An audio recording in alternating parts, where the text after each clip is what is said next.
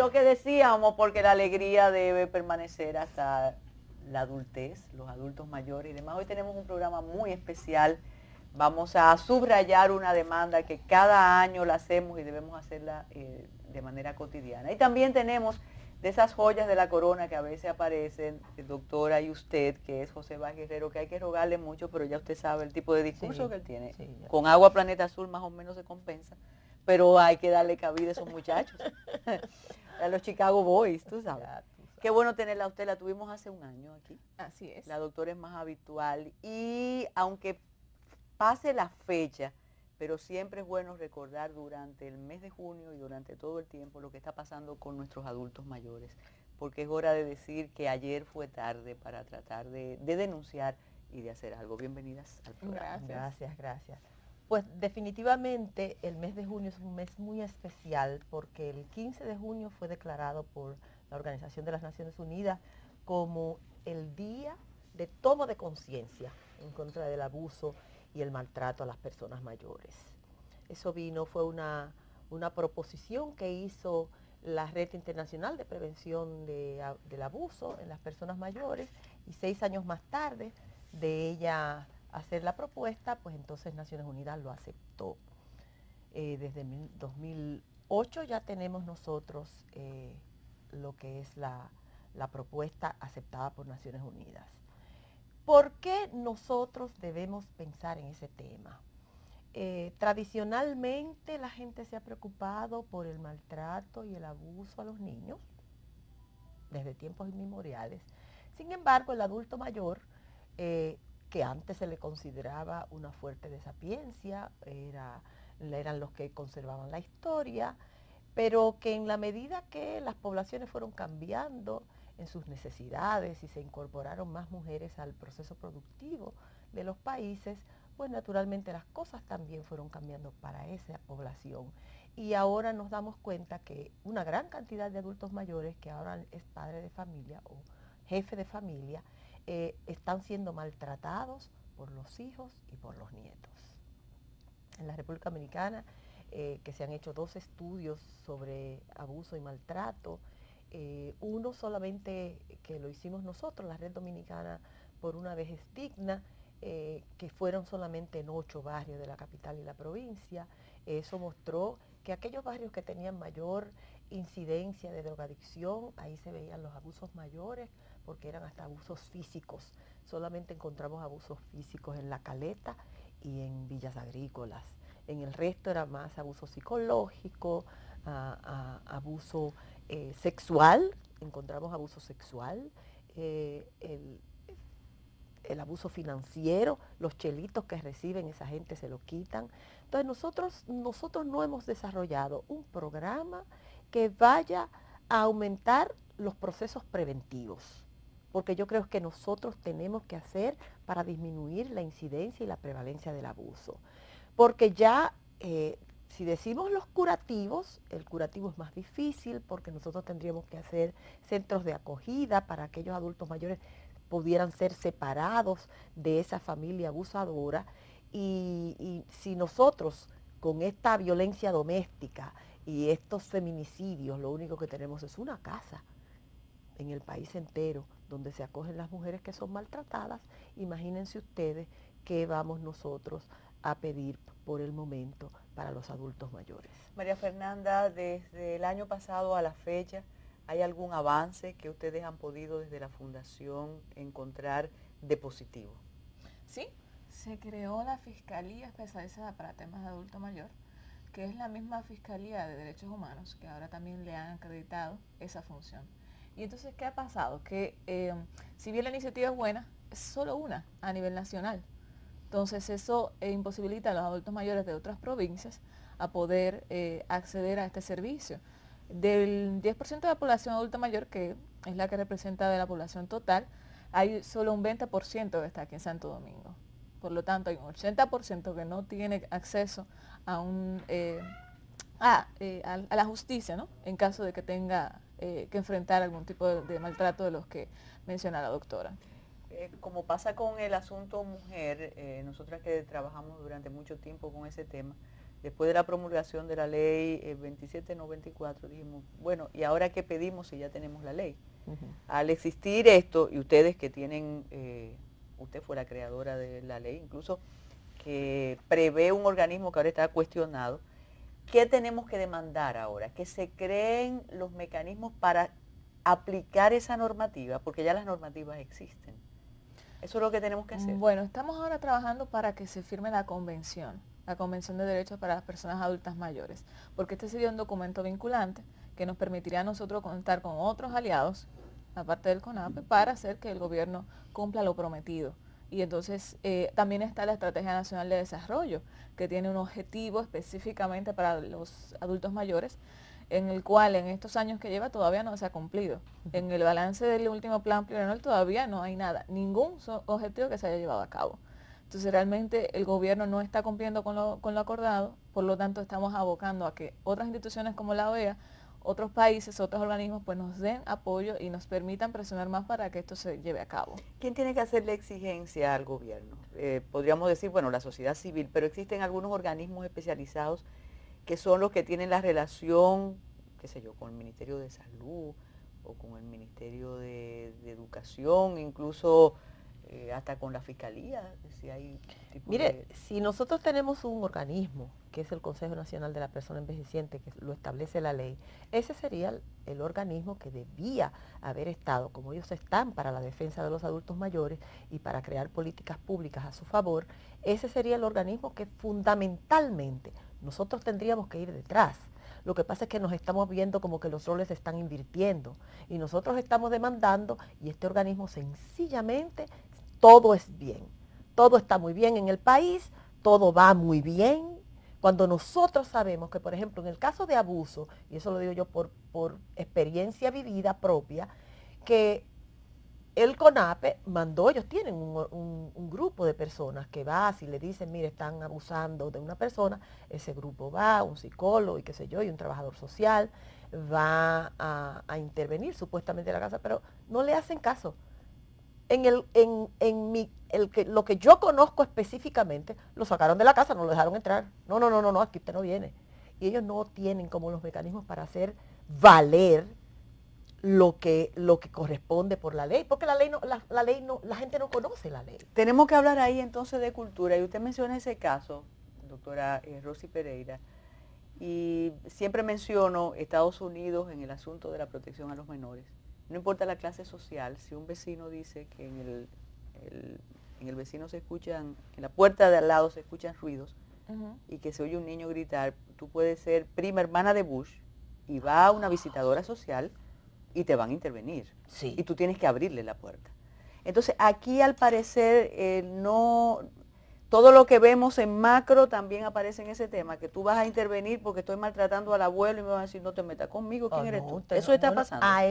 Eso lo viví yo, que tuve que ir hasta declarar a un juicio porque estaban siendo maltratados un señor que tenía un segundo matrimonio y las hijas del primer matrimonio se estaban dando cuenta de lo que estaba pasando y llamaron. Yo le dije que fueran al CONAPE, porque se supone que ellos son los que tienen el poder de intervenir, porque están legalmente respaldados, pero no los aceptaron y se quedaron tranquilitos. Pero hay otro tema también, que es el tema del miedo. Para el caso de adultos mayores, el 30% de los maltratadores son las mismas familias, o sea, el mal está dentro de casa, el enemigo vive en casa, entonces es difícil para ellos. Como la violencia conyugal. Seguro, no lo denuncian. Exactamente. Pero entonces ese mismo CONAPE y los otros organismos deben crear tipo de, qué sé yo, de talleres educativos para que la población entera se entere, completa se entere. Se me ocurren hasta cápsulas en la radio, en la televisión. Eso es lo que decimos, o sea, ellos debían haber desarrollado una labor de prevención, enseñando a la ciudadanía cuáles son los mecanismos de denuncia, cómo pueden hacerlo sin ser afectados, porque se pueden crear una línea. Ellos tienen, en la fiscalía tienen la línea vida, sí. pero los adultos mayores no llaman. Bueno, que hay una condición también, se pierden algunas facultades y usted mencionaba el miedo, hay un temor a qué me van a hacer. Y la vergüenza, la vergüenza de tú saber que llegué a tu casa una policía, un fiscal, ¿no? Y que se dé cuenta que eso está pasando en tu casa. Entonces, volviendo otra vez al tema del estudio, el 90% de los maltratos que existen son psicológicos, por lo cual hay un alto porcentaje, la causa principal entiendo que tiene que ver con la educación. Mucha gente tú sabe qué tipo de maltrato o a partir de qué punto es un maltrato. Por ejemplo, la Red Vejez ha organizado en años anteriores talleres comunitarios en los barrios donde están las organizaciones de la Red Vejez, en donde hemos sentado en una mesa el fiscal del área, el encargado de la policía de ese sector también, psicólogos, jueces, ¿no? A conversar el tema. Y ahí mismo hacemos encuestas rápidas y nos damos cuenta que es muy poco lo que la gente sabe sobre el maltrato. El asunto es nombrar, como hablamos con el acoso, con el incesto, porque mientras las escucho pienso hace 30 años, 20 años, quizás eso ocurría. Naturalmente que Pero sí, no había una no sé. manera de reivindicar eso. Entonces ahora existen los mecanismos y tendremos que esperar 30 años para que las personas se atrevan a denunciarlo y las autoridades a tomar medidas. No creo, porque ahora hay una sociedad civil que es más participativa, que hace denuncias. Pero el tema no está en las agendas de la No, sociedad eso civil. es, o sea, no solamente de las instituciones como las Eso es nuestras, muy que cierto. trabajamos con esa población, solamente en nuestras agendas. Entonces nosotros, por ejemplo, decimos, los grupos de mujeres, las organizaciones femeninas en el país, no piensan que en la mujer mayor, que no deja de ser mujer y que debe ser incluida en sus agendas, no piensan que esas personas son maltratadas igual que como son las jóvenes y que eso debía estar en las agendas de ellas también. Porque parece que se nos olvida, o sea, creemos que cambian, ya el que se hizo viejo ya dejó de ser entonces mujer. Y no, Perdió no es identidad. defendida.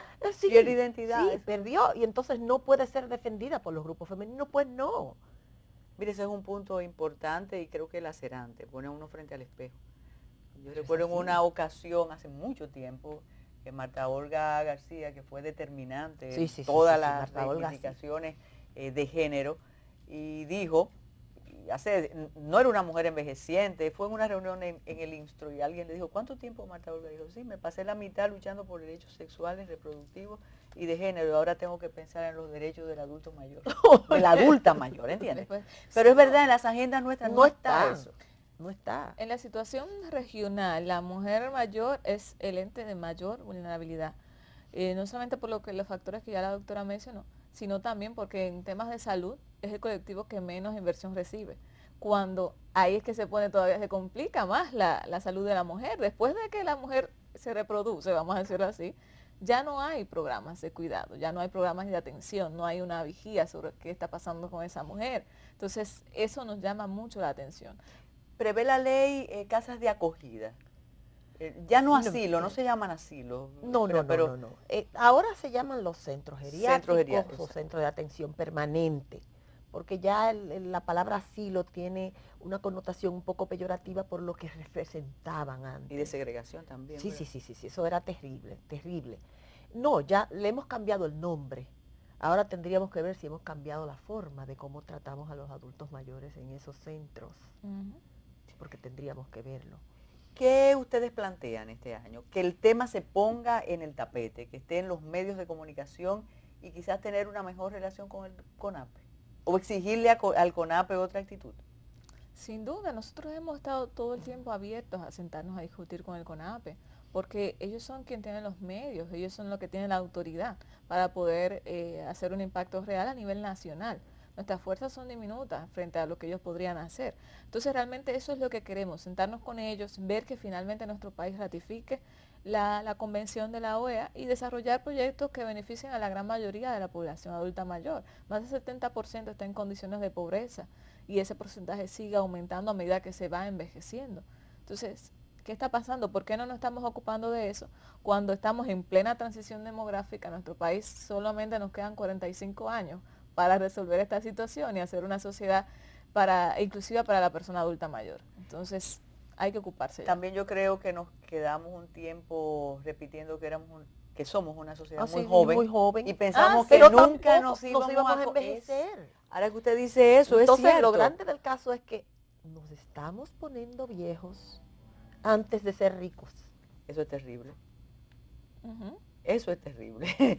Entonces, junio con ustedes y ¿cómo nos integramos? Cualquier persona se puede acercar a las distintas Cualquier fundaciones de persona se ustedes, puede acercar a al la Instituto del red, Abuelo sí, también, a sí, la red.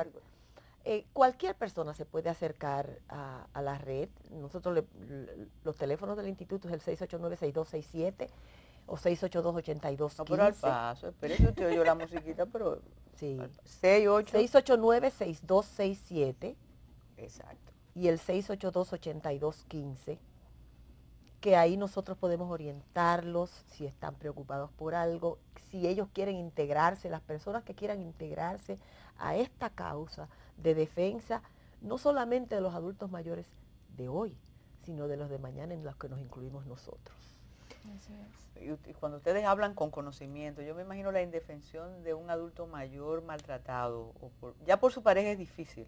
¿Qué? No, también, vieja. No. Yo pienso más por hijos, por sobrinos. Son menos, pero nosotros tenemos en el estudio que hicimos de los 8 barrios de la capital, estamos Sin fuerza ya te maltratan. Ajá. Ajá, vea. Y hay mucho maltrato también que se da marco de Aquel demencias. señaló la cabeza, maltrato psicológico puede ser. Ese es el mayor, en realidad, el mayor número, el mayor Pero se porcentaje. hiere mucho. ¿Eh? Es el psicólogo. Ay, Que no, te digan, pero- tú no sales. ¿Quién te ha dicho a ti que tú vas para donde tu hija? No, usted se queda aquí. O tú no sirves, Oh, oh. tú nunca has servido para nada, Oh, mírate ahí muchacha. vieja y Anda arrugada. la Ah, no, porra. pero eso es terrible. Ustedes están oyendo. Hacemos una pausa y regresamos con José Báez Guerrero.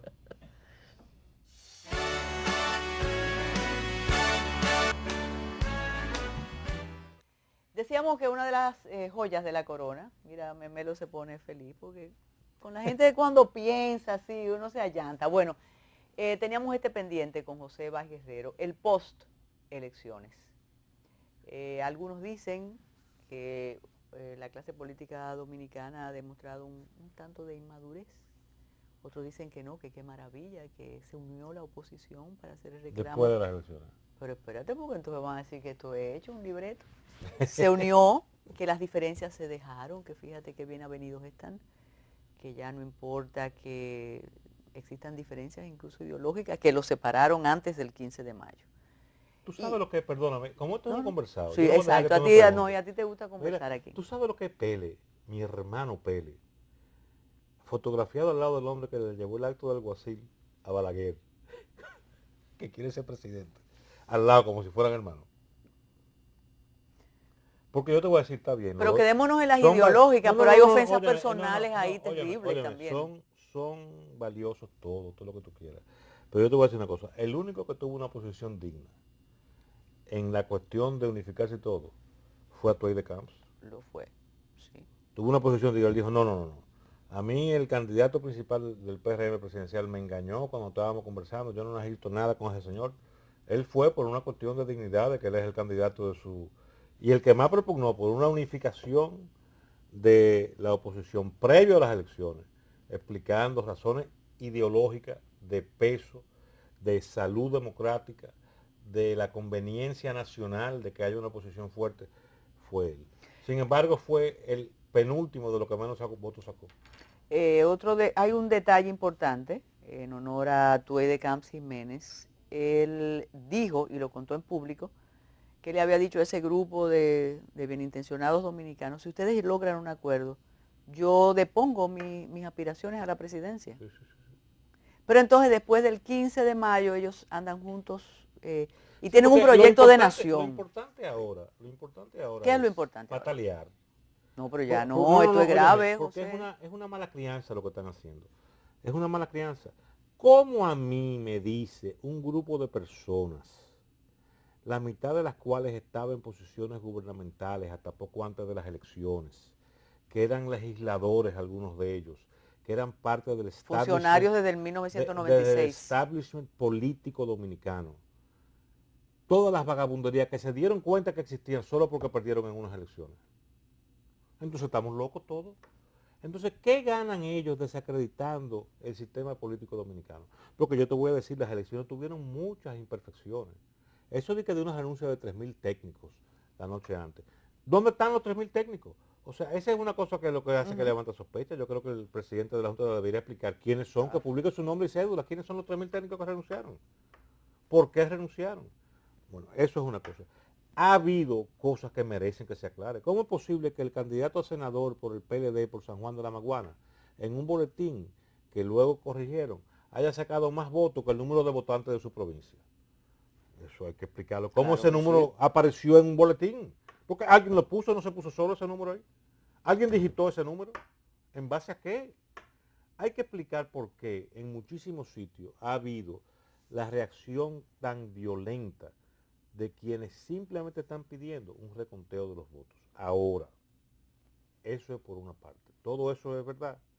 Ahora, altera la voluntad popular ese reconteo que están pidiendo. Se ha demostrado que no, porque lo han hecho el reconteo en muchísimos sitios.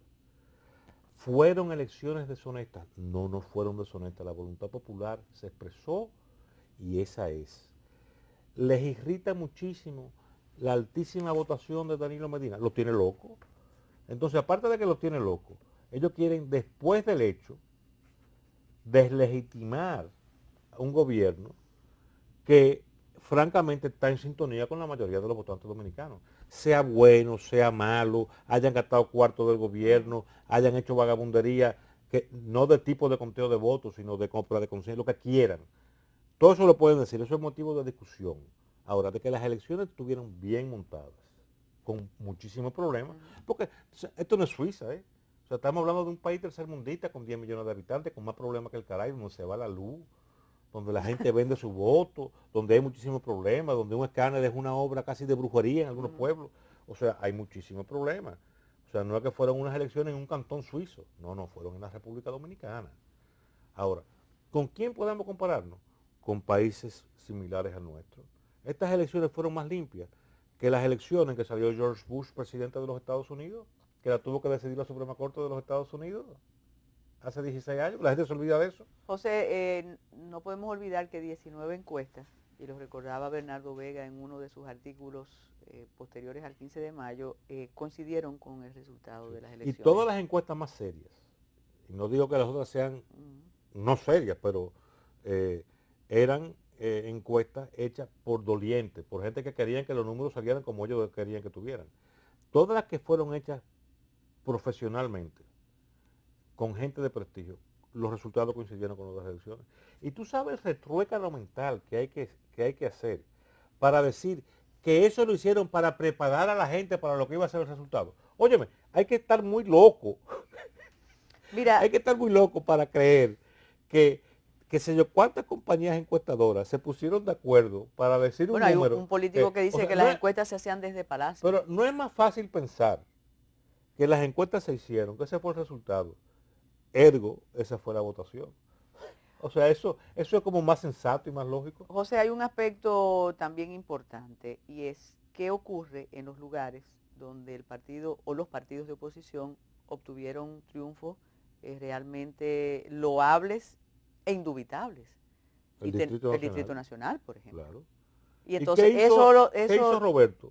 Roberto tuvo una actitud digna. Antes de 48 horas él concedió, él admitió y felicitó al hombre que había ganado. pero entonces esa elección también debe impugnarse. Bueno, según lo que dicen los impugnadores. Igual que la de Puerto Claro, Plata del senador, por claro. ejemplo. Ahora, es verdad que en el interior ocurrieron cosas que son un poco inexplicables. Hay algunos partidos, como el PUN ese, que el PUN suena como que explota, ¡pum! Pum. En Puerto Plata explotó el PUM. Que consiguió una cantidad de votos que alteraron lo que previsiblemente podía esperarse que iba a ser la votación. Pero eso son cuestiones municipales. Yo no soy de Puerto Plata, aunque tengo muchos amigos puertorplateños. Amigos queridos y viejos. Digo, viejos amigos. Pero hay alguna gente de Puerto Plata que no me quiere por lo de Luperón y eso. Pero bueno, eso es otro tema. Sí, lo sé. Pero nada, yo creo que Luperón fue un héroe de la restauración y porque he dicho algunas cosas que no son muy del gusto de ellos, crucifican a uno. Pero el asunto Pero tú es, puedes ir allá a No, Costámbari, a a mí me Sosúa, encanta, sí, a mí me encanta. no te agreden. no, yo no sé, hay toda clase de locos. Pero espérate, ¿tú crees que el proceso ¿O los 4 años venideros serán constantemente deslegitimados por los grupos de Es oposición? que, oye, Porque recuerda que Abinader tiene un 35%. deslegitimar. Sí, pero ¿y tú crees que es verdad que ese 35% piensa igual que toda la galloloquería que él está haciendo? Mira, Él no ha celebrado su triunfo. tú hubieras hecho una elección una semana después de las elecciones y Danilo en vez de un 60 hubiera sacado un 65 y Abinader en vez de un 35 hubiera sacado un 20. Porque la realidad en cuanto al carácter se le ve más a la gente cuando se agacha, que se le ve el refajo, en la pérdida que en la ganancia. O sea, esa manera en que ese muchacho se ha comportado me dice a mí que yo hice más bien que el caray en atacarlo muchísimo antes de las elecciones. ¿Y tú no crees que son los estrategas? No demostró tener madera de estadista. ¿Tú no crees que son los estrategas que le han dicho es el momento de usted Pero, para cohesionar la oposición? magistrada, los estrategas aconsejan y el rol del líder es oírlos a todos y hacer lo que más convenga. Porque esa es una de las grandes deficiencias que hay, a mi juicio, en las democracias modernas, que es que mucha gente quiere gobernar no en base a lo que su íntima convicción le dice que es lo mejor, que es para lo cual ha sido elegido, sino en base a lo que le digan las encuestas o los asesores. Y las encuestas y los asesores no necesariamente tienen razón. Lo que es publicitario es la delegación del poder. Pero una vez tú lo tienes, ya sea como candidato, porque delegaron en ti la gente del partido que te hizo candidato, o como presidente de la República, tú tienes la obligación, el mandato, de ejercer tu criterio, que fue por el cual te escogieron, para tomar decisiones. Sean de índole nacional, si tú eres presidente de la República, o de índole de tu competencia como candidato. ¿Quién ha dicho que él tiene que llevarse de todos los disparates que le dicen los asesores? Entonces, si él hubiera llegado a presidente y esos mismos asesores le hubieran dicho cualquier disparate parecido a lo que le han dicho, entonces él lo hubiera hecho. Libre nos dio, señor. Pero tú sabes que hay un problema siempre en los grupos políticos o las personas que se escuchan, o esas capillas. Tú y yo nos reunimos siempre y vamos a hacer un a la limón y yo te digo lo que tú me quieres oír y tú me dices a mí lo que yo te quiero, lo que quiero escuchar. Algunas personas ligadas a esos grupos dicen, y eso habría que medirlo, que ahora Luis Abinader está en su mejor momento porque ¿Cuál mejor momento? está protagonizando los reclamos de la oposición. No, hombre, no. Él está en el momento en que se ha dado cuenta que el líder del partido que él ayudó a formar se llama Hipólito Mejía. Y él está en el momento en que le quieren echar la cuava por haber perdido las elecciones, en vez de aprovechar el tremendo éxito que en menos de 18 meses armar una candidatura y coger poco menos del 40% de los votos. Eso es un éxito político enorme. Y si él se diera cuenta de eso y de que su partido tiene el principal gobierno municipal del país, y la segunda casilla también tendrá. Deberían estar festejando que lograron eso y organizando una oposición coherente y no disparatosa. Porque ¿cuál es el problema aquí?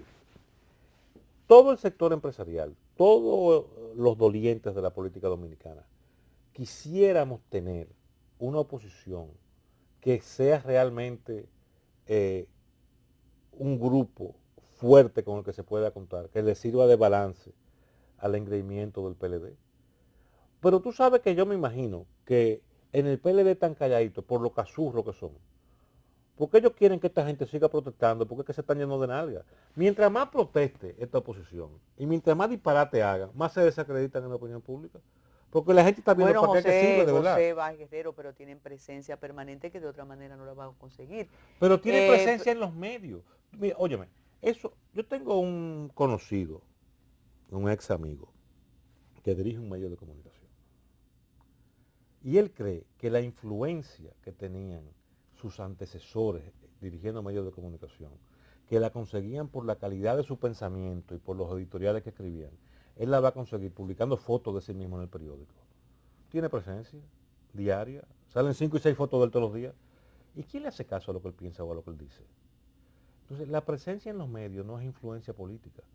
Influencia política es tu poder, influir las políticas públicas en bien de la comunidad en general.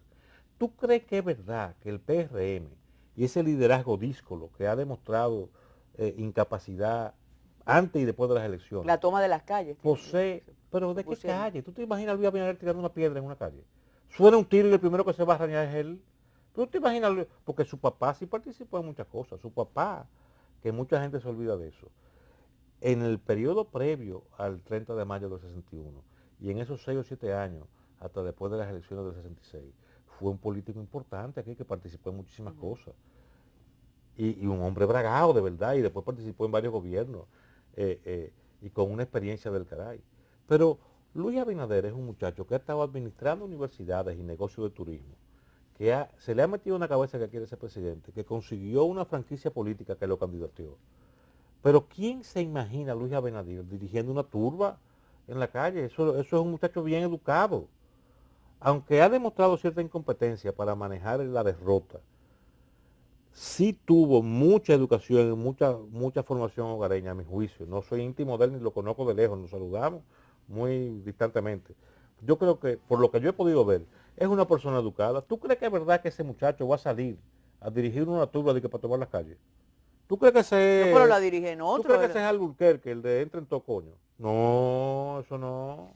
Tenemos que hacer una pausa. Cuando regresemos vamos a hablar del destino de los otros líderes políticos que están al lado de Luis Abinader en los reclamos y naturalmente el tema de la OEA, que es uno de los temas caros para José Báez Guerrero. Regresamos de inmediato.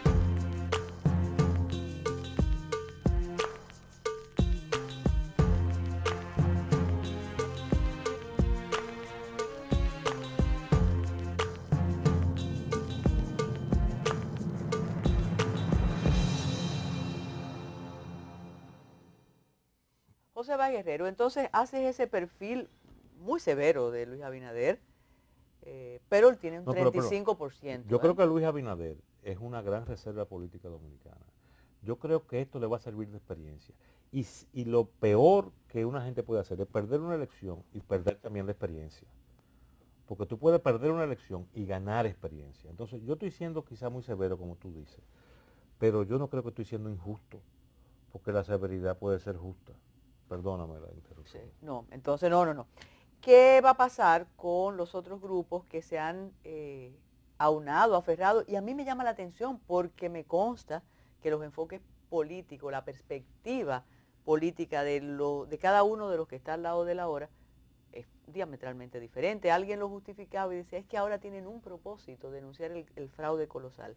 Me refiero a Minuta Bárez Mirabal, a Soraya Aquino, a Castillo Semán, pero por Dios, Soraya Aquino, a Wessing, yo no la conozco, pero a Guillermo Moreno. Yo también. pedí referencia de Soraya Aquino y me dijeron, sí, es una señora muy trabajadora. Ella tiene un local, un negocio en la plaza que está en la Churchill con 27, en Plaza Central. Y tiene 20 años tratando de que la elijan en la directiva de administrar la plaza y no ha podido. Y ese iba a ser presidente de la República. Cuando tú no puedes hacer que te elijan en una asociación de condóminos. Vamos a ser más serios. Bueno, pero ella dijo que si estaba de Dios, cito. Dios no quiso. Ah, bueno. Pues Dios no quiso. Entonces, ¿qué tú me dices de estos grupos? De Alianza País, de el grupo de Minú, de Max Puy, de Castillo Semán, de todos estos que están al lado, ya esa es la fuerza opositora unida. ¿Cuál va a ser el destino individual de cada uno de ellos cuando cesen o se complazcan los reclamos del fraude colosal que ellos están denunciando? Bueno, esa unidad va a durar el tiempo que dure apagado el ego de cada quien. Cuando tú metas esos 6 o 7 egos en un cuarto y lo pongas a hablar entre ellos, hay dos que No, van a pero salir. todos están hablando, por No, eso no, han ido hasta ellos la... salen en fotos juntos, porque lo que quieren es decir que no se sacaron el premio cuando rompieron la piñata, y que los niños que se llevaron el premio fueron malos porque no le dejaron a ellos.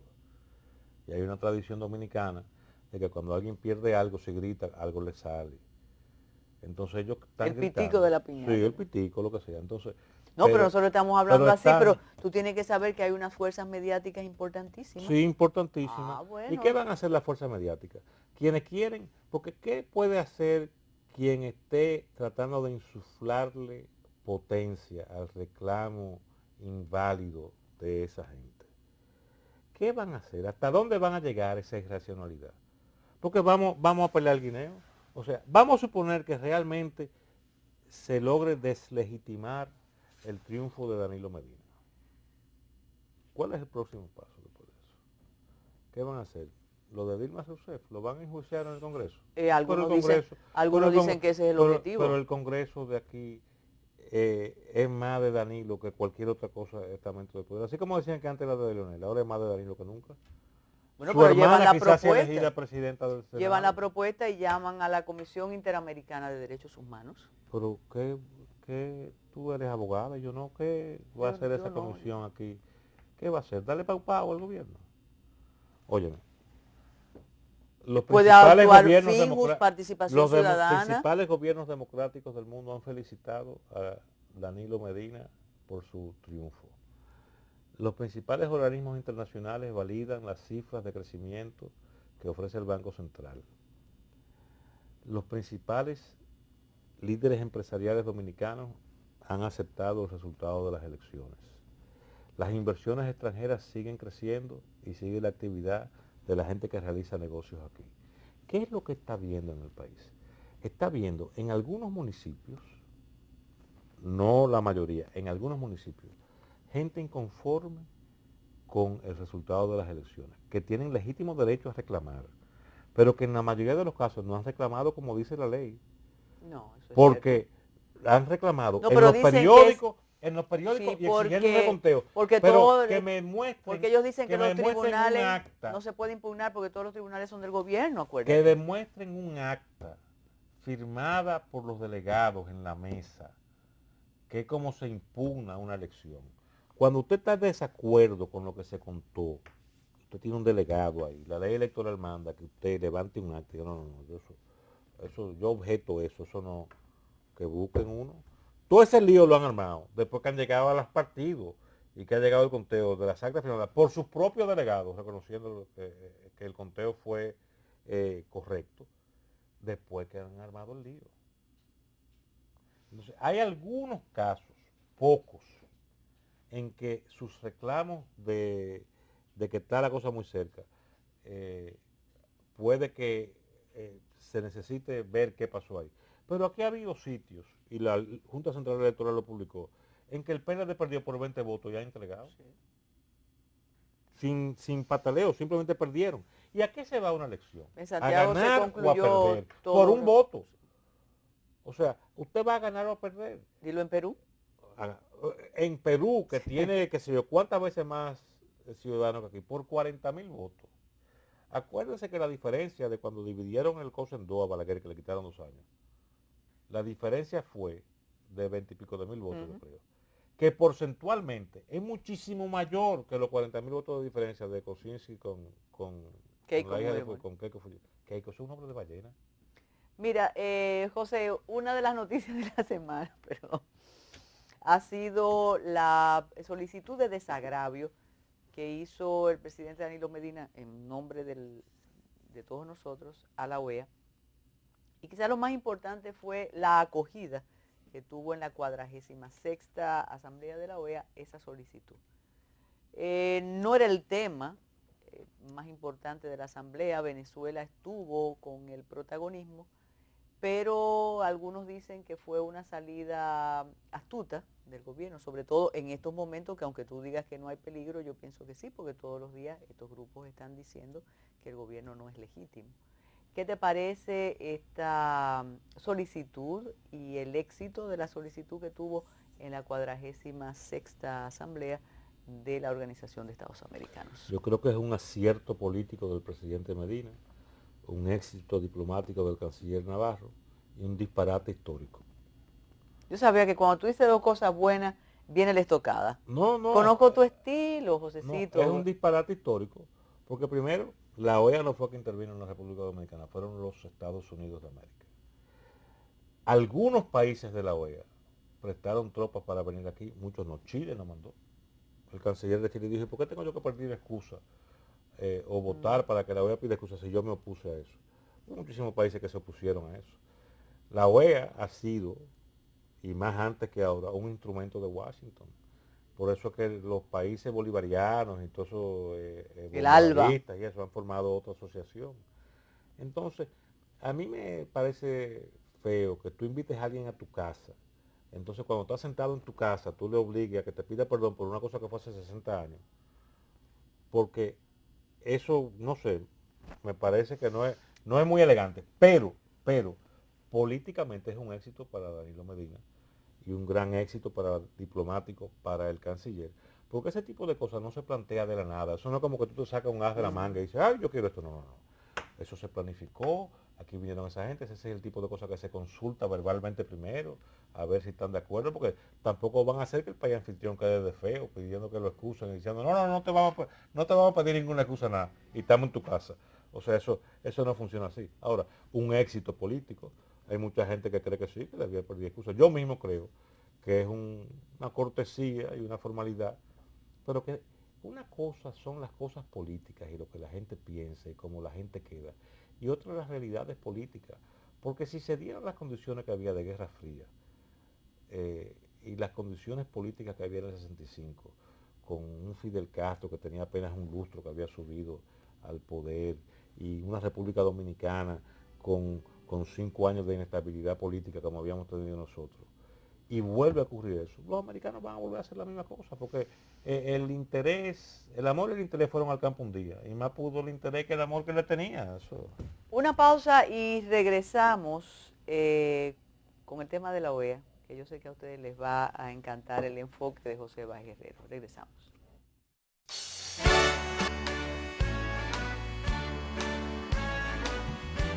Debemos afrontar sin acritud y sin miedo los errores del pasado para asegurar que estos nunca más se repitan en el futuro. En nombre del pueblo dominicano y en el mío propio, les propongo a todos ustedes que durante este periodo ordinario de sesiones se apruebe una resolución de desagravio a la República Dominicana por el desempeño de la OEA durante la Revolución de Abril de 1965. Como ustedes recordarán, mi país sufrió una invasión que en aquel momento fue legitimada por uno de los mecanismos de la OEA.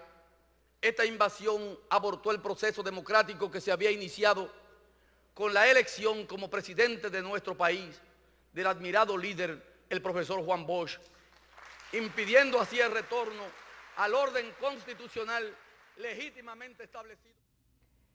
José, creo que aquel discurso sobre la Barry, el reconocimiento a Piqui Lora a propósito de Bahía de las Águilas en la asamblea, con la presencia de sus 3 hijas, y estos son momentos importantes, de esos que logran, que concitan apoyo, aunque sea en el momento, y son jugadas muy importantes que ha hecho el presidente Danilo Medina Sánchez, independientemente de lo que tú planteas. Es que políticamente es genial, o sea, él es una situación en que él no pierde, pero históricamente lo que se plantea no es cierto.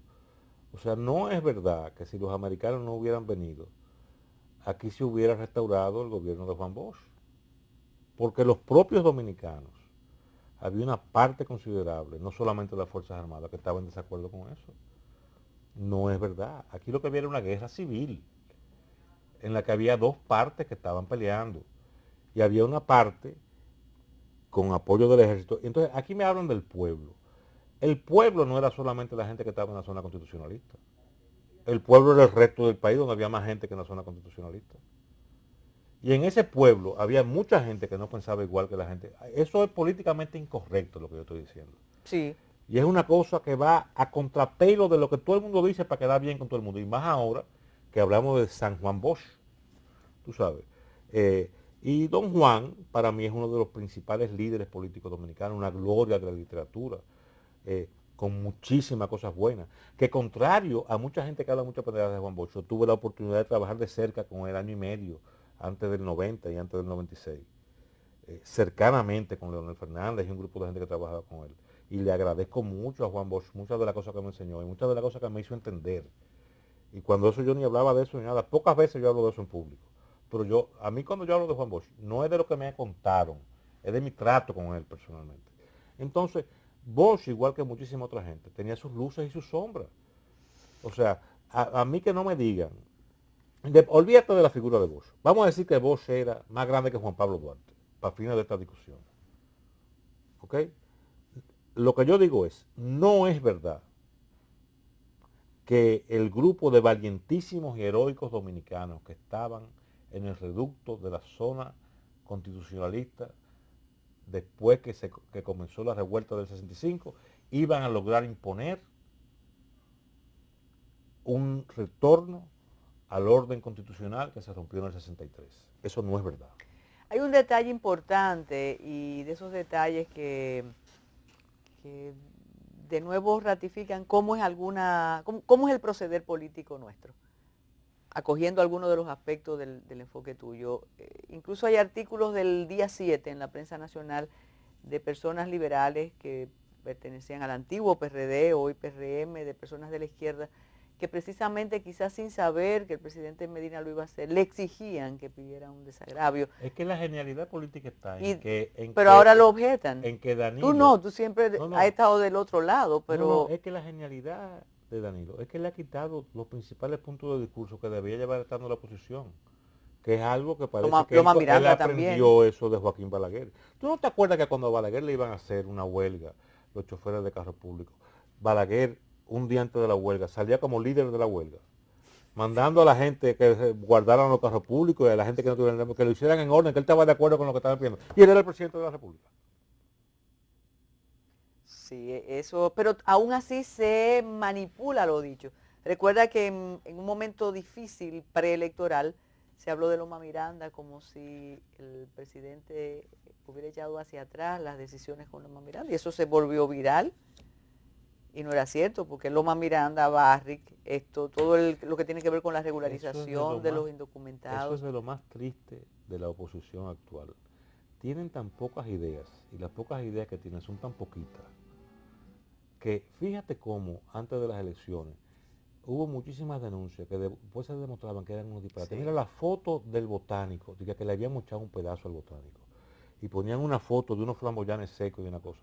Tú vas ahí y ahora que están floreciendo los flamboyanes, ¿están ahí los mismos flamboyanes? Sí, se hizo. Están ahí. Lo que se llevaron fue un pedazo de una esquina. Y yo quiero que tú veas la obra que han hecho al lado del botánico. Y el bulto que hicieron en las redes sociales con que estaban tú sabes acabando con que ahora con la era de lo políticamente correcto no se pueden hacer algunas imputaciones que se hacían antes sobre la vida personal. Entonces tienen que hacer esas cosas, sobre las opciones, ¿tú te das cuenta? Muchísimas gracias, José Báez Guerrero, muchísimas gracias a ustedes. Yo sabía que el programa iba a ser como ha sido con José. Muchas gracias. Tan predecible soy. No, bueno.